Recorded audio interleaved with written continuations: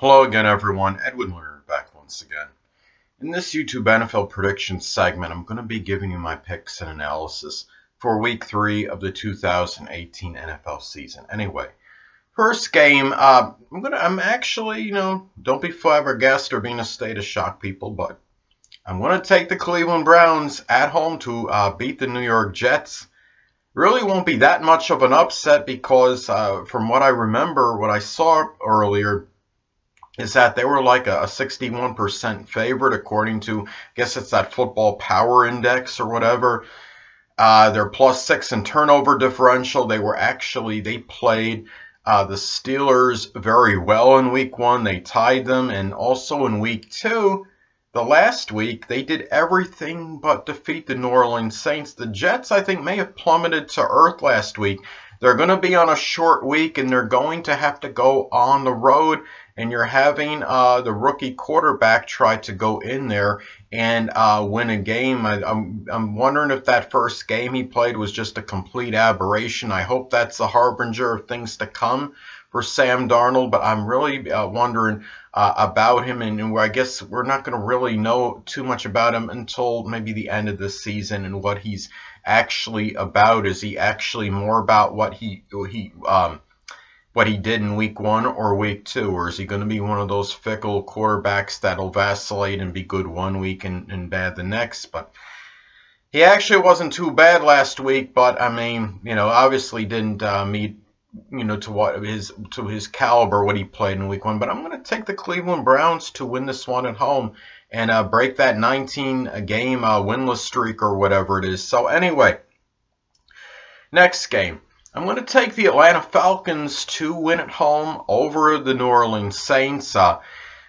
When you have quarterback Matt Ryan and Julio Jones, I mean, you always have an opportunity. They improved their red zone offense last week. They had 4 touchdowns, I believe, inside, or at least 4 scores at the very least inside the opponent's 20-yard line. You look at the New Orleans Saints, I mean, they have not looked overly impressive. They had that one win when they just, barely got by Cleveland, and a lot of it was attributed to the ineptitude of the kicker on Cleveland. One bright spot for the Saints is they have wide receiver Michael Thomas has 28 receptions on 30 targets. But they're also number 32 in rushing yards per game. I think Atlanta will very least contain the running game of the Saints, make them one-dimensional. And Atlanta, I like them to win this one. Next game. I'm going to take the Kansas City Chiefs to prevail at home over the San Francisco 49ers. Quarterback Patrick Mahomes, there's not enough superlatives to describe him and what he's doing. He's playing lights out.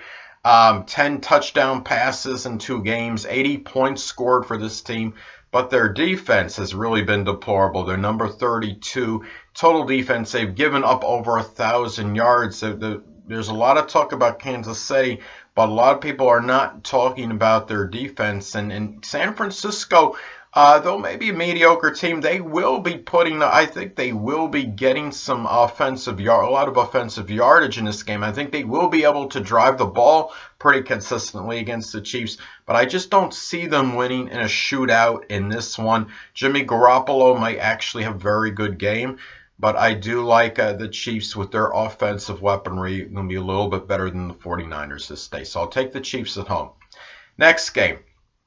I'm going to take the Miami Dolphins to win at home over the Oakland Raiders. Miami has superseded expectations right now. They're allowing just 16 points per game. They're 2-0, 5 interceptions right now for the defense.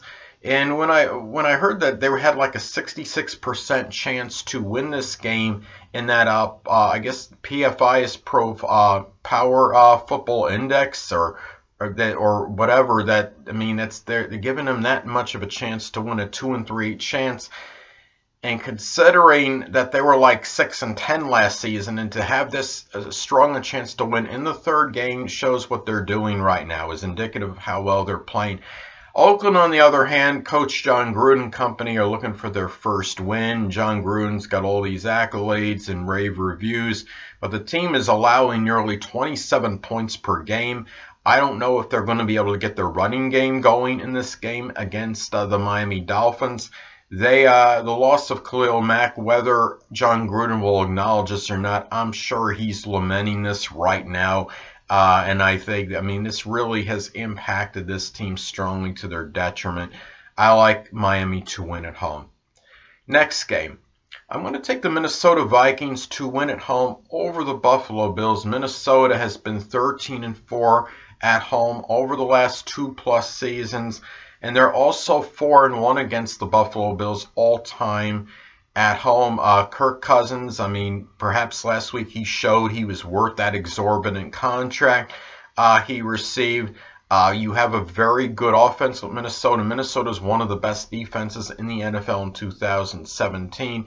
I understand Green Bay scored 29 points last week, but that is the Packers. The Packers are certainly a much better offensive team than the Buffalo Bills. The Buffalo Bills they look like they might be going through a reclamation project. They had such high aspirations and hopes after making the postseason last year for like the first time in like 18 years or whatever it was.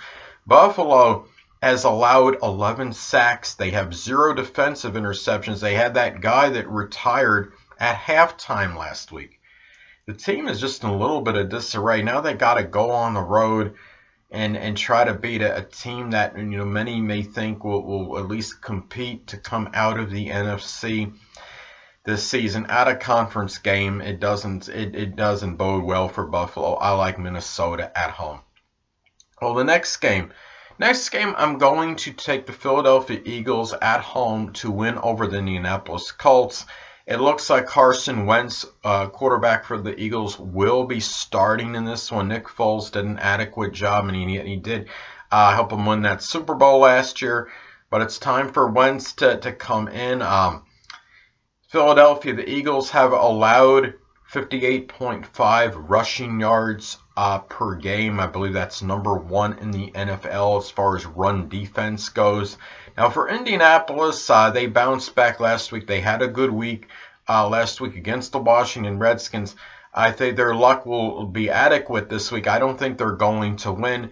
We're going to have to see if running back Marlon Mack, how he is going to do this week. Last week he just rushed for 34 yards, I believe, on 10 attempts. He was basically held in check last week. Can he redeem himself and have an adequate game against the Eagles? It's going to be tough. That's a very tough, tenacious run defense for the Eagles. It's going to be almost impregnable. It's going to be very hard, I think, for the Colts to get going. I think Philadelphia will try to make them one-dimensional as far as just relying mainly on the passing game, and I think that will play into the Eagles' hands in terms of augmenting their chance for a victory. I do like the Eagles to win this one at home. Next game, I'm going to take the Green Bay Packers on the road to defeat the Washington Redskins. Green Bay always got a good chance with that unflappable quarterback by the name of Aaron Rodgers. They've won 6 of 8 against the Redskins. You have, Aaron Rodgers has been able to have a lot of success without having much of a defense over a number of seasons. But you look at the Washington Redskins, okay, the one thing about them which could give Green Bay a little bit of difficulty in this game, they are number 1 in passing, in terms of passing yards per game allowed. That is allowing about 161 per game, and they are number 1 in time of possession average per game. Washington is going to have to, I believe, try to dominate time of possession and keep the ball out of Mr. Rodgers' hands and company on that team in order for them to have a chance. It's a shame what happened with Green Bay with that call on Clay Matthews last week. They still managed to salvage a tie against a very good Minnesota team.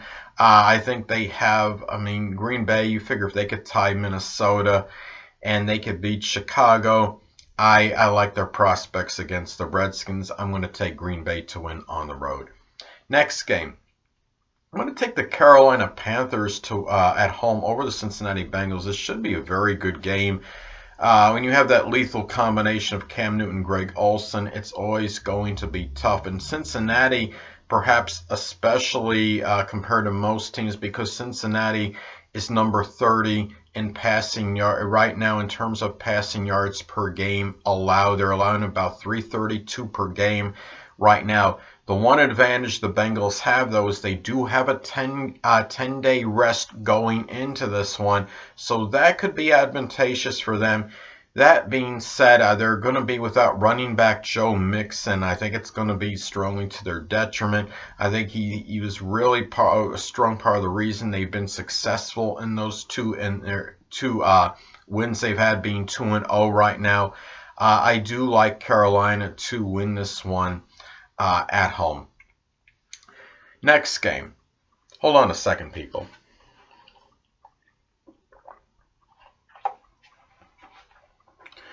Oh, sorry about that. Anyway, I want to take the Jacksonville Jaguars at home to beat the Tennessee Titans. Now, running back Leonard Fournette, I believe his status is questionable, but my feeling is he is going to play this game. Jacksonville and the Titans have both allowed just one sack this season. Quarterbacks should get plenty of time to do what they have to do. Now, the thing about this, though, is that Tennessee, they have dominated the series in recent time. They've won 4 out of 5 against the Jaguars, but they are allowing 134 rushing yards per game. So if Leonard Fournette does play, it could be a very long day for that Titans run defense. And look what Jacksonville did last week without running back Leonard Fournette. They defeated the New England Patriots. That was at Jacksonville. This game will be at home as well. And I think they have enough confidence and swagger to get this job done, though Tennessee has played them well in recent time. I do believe Jacksonville will get this win. I like them to win at home. Next game. I'm going to take the Baltimore Ravens to win at home over the Denver Broncos. Baltimore will be rested in this one. They will have 10 days off.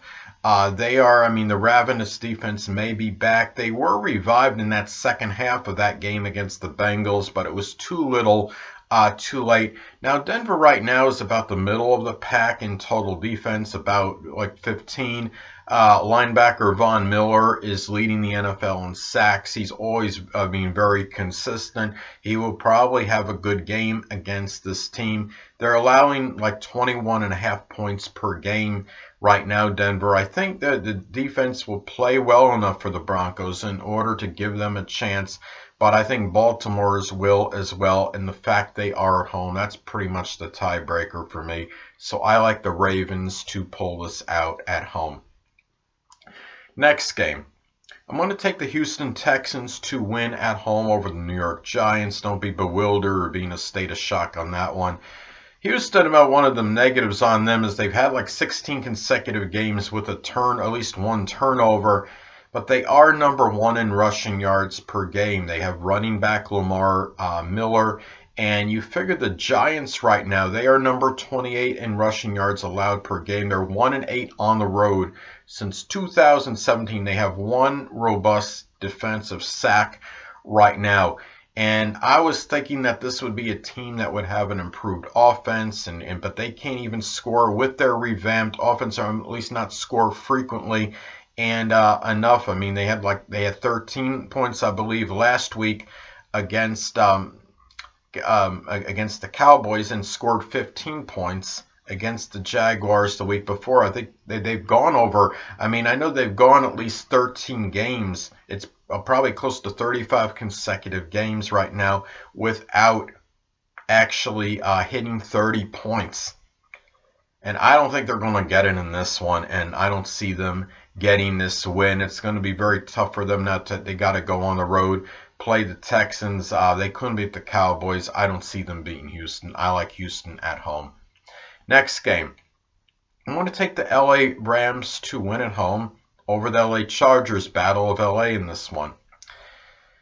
If you look at the LA Rams, again, this is one of those teams you just don't have enough superlatives to say about them. I do think they are, pound for pound, they're the most balanced, complete NFL team. I think they are the best. If I was doing power rankings, I'd likely put them at number one. It seemed like they were a consensus Super Bowl pick for many this season, and I can see why now. They are just, they have virtually no deficiencies. Number one scoring defense right now. They're giving up only 6.5 points per game.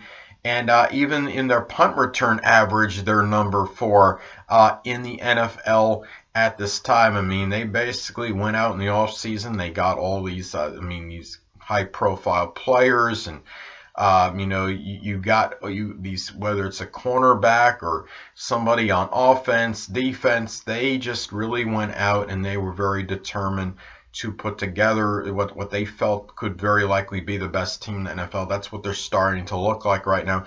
Chargers, on the other hand, of course, you always have an opportunity with quarterback Phillip Rivers.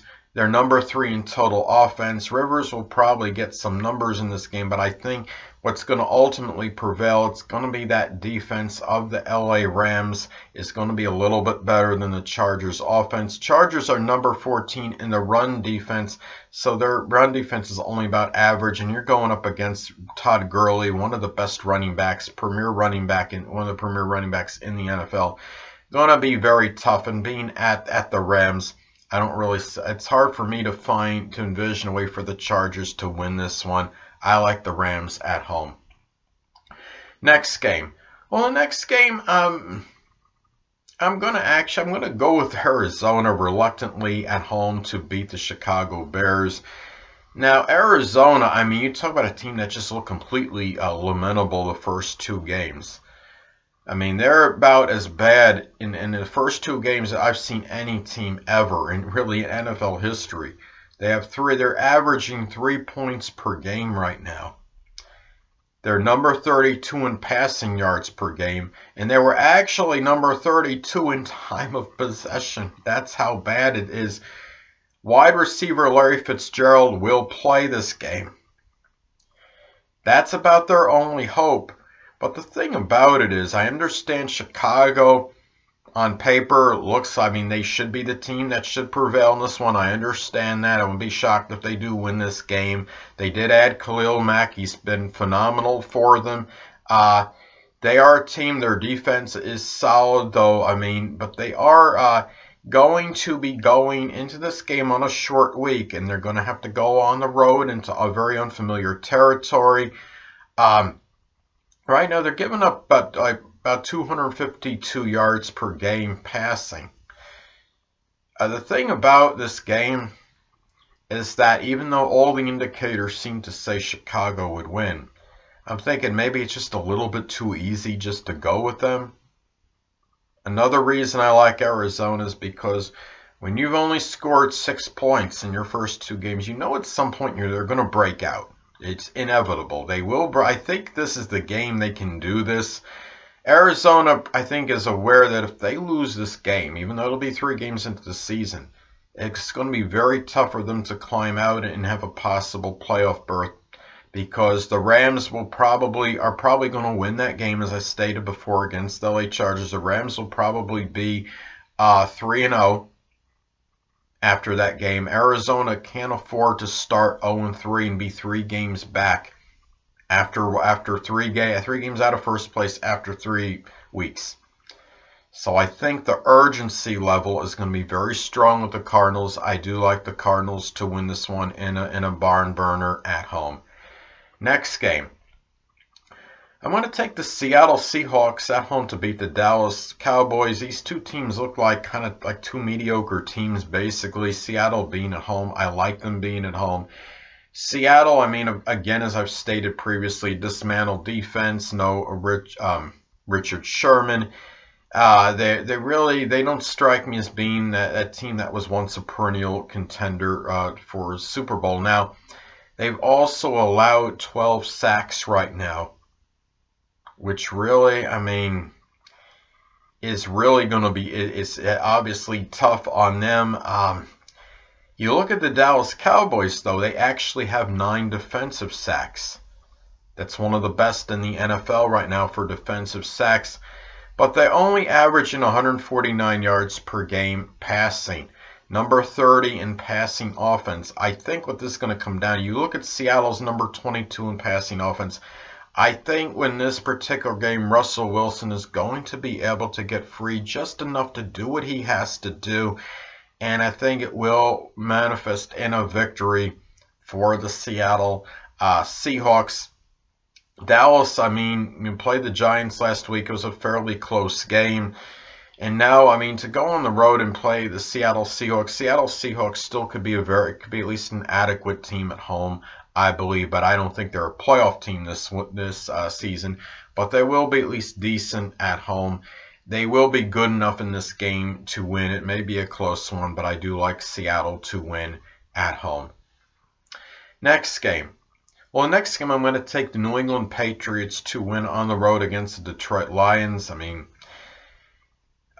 you talk about the Patriots being a very resilient team. That'd be, I'd say, a vast understatement. The Patriots, with Tom Brady, is 36-6 following a loss. That's a pretty phenomenal record. They are 50. I mean, right now, they've had 51 points allowed this season. And also, the wide receivers only have 187 receiving yards. That's going to have to improve. I think it will in this one. Detroit Lions are allowing 39 points per game right now. They've thrown 5 interceptions. What makes this matchup very compelling, of course, is the fact you have Mike Patricia, a former assistant coach with the New England Patriots, going against Bill Belichick and company. It is at Detroit. But I just can't really see New England starting 1-2, and I think the urgency will be there with the Patriots. The fact that they're going to, I mean, they have very good bounce back ability in recent time following a loss. And they've also looked like they're going to add wide receiver Josh Gordon to the team. Seems like the rich just keep getting richer.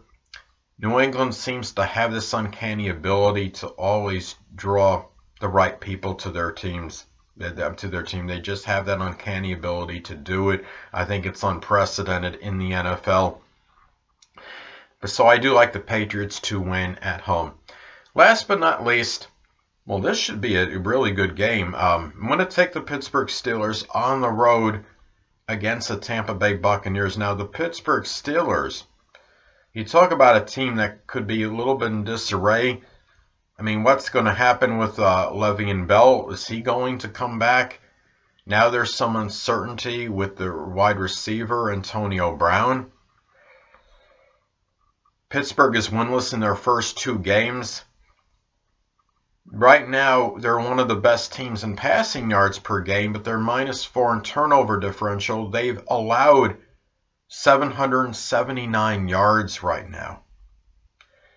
But you look at the Steelers, and I just say, I mean, I think, again, the urgency is going to be with them. They know in this game, I mean, if they lose this game, they'll be 0-2-1 after 3 games. And Pittsburgh, like the Patriots, could be very resilient. They have a heart of a champion. I understand that. I mean, only 3 games.